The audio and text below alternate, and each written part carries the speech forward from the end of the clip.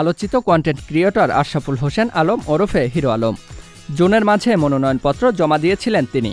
ঢাকা ১৭ আসনের উপনির্বাচনে প্রার্থী হিসেবে দাঁড়িয়েছিলেন হিরো আলম, কিন্তু বাতিল হয়ে গেল তার মনোনয়ন।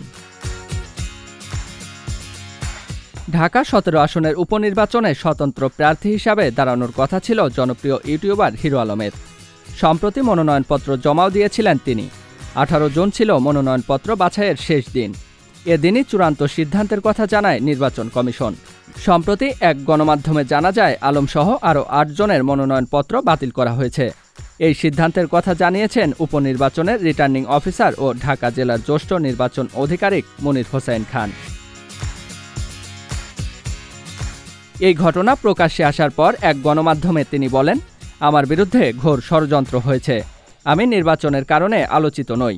গান, সিনেমা নানা কারণে এমনি আলোচনায় ছিলাম।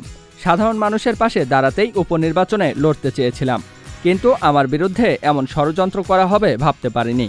আমি এর শেষ দেখে ছাড়ব।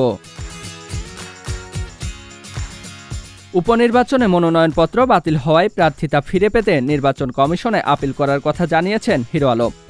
তবে নির্বাচন কমিশনে আপিল করলে কাজ হবে কিনা তা নিয়ে সংশয় প্রকাশ করে তিনি বলেন, নির্বাচন কমিশন থেকে কিছু পাওয়া যাবে না, ওখান থেকেও বাতিল করে দেবে, সেটা আমার জানা হয়ে গেছে। হাইকোর্ট ছাড়া কোনো উপায় নেই।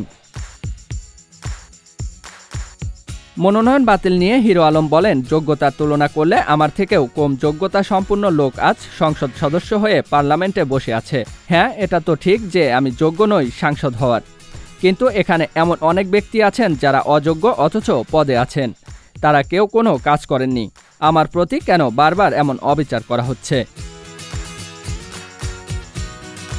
এ প্রসঙ্গে রিটার্নিং অফিসার জানিয়েছেন, যাদের মনোনয়ন বাতিল হয়েছে তারা চাইলে নির্বাচন কমিশনে আবেদন করতে পারবেন। আকবর হোসেন পাঠান ফারুকের মৃত্যুতে শূন্য হওয়া ঢাকা ১৭ আসনে ভোট গ্রহণ হবে আগামী ১৭ জুলাই। ব্যালটের মাধ্যমে সকাল ৮টা থেকে বিকাল ৪টা পর্যন্ত ভোট গ্রহণ হবে। জিয়াউল ইসলাম, মহাজন আইটি।